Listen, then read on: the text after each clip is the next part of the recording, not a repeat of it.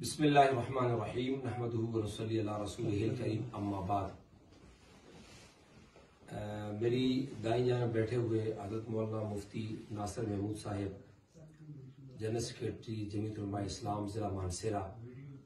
اور میری بائیں جانب قاضی صاحب اور میری جماعت کے صوبائی جنرل سیکریٹری حضرت مولانا رب نواز طاہر صاحب اور حاجی ابرار صاحب اور اسی طرح وقار صاحب تشریف فرمائیں۔ مولانا ناصر محمود صاحب نے کئی دفعہ مجھے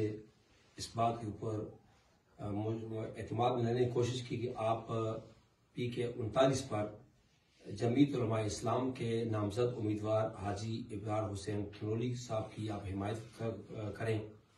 اور اس طرح چونکہ علماء کرام کا آنا جانا تھا اور پھر بڑی مشاورت کے بعد کہ مذہبی ووٹ کو ایک جگہ پہ جمع کیا جائے اور جمعیت علماء اسلام اور پاکستان رائے حق پارٹی دونوں مل کر کے اس حلقے پر جو ہے نا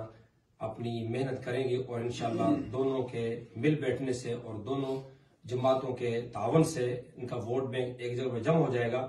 جس سے انشاءاللہ العزیز ایک دونوں دینی جماعتوں کا متفقہ امیدوار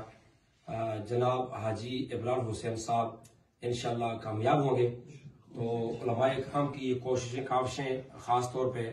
حضرت مولانا ناصر محمود صاحب کی جو کاوشیں تھیں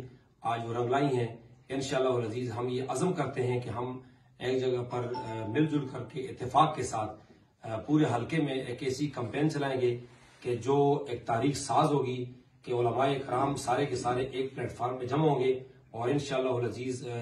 جمعیت علماء اسلام اور پاکستان رائے حق پارٹی کے متفقہ امیدوار جناب حاجی ابرار حسین صاحب انشاءاللہ بھاری مارجن سے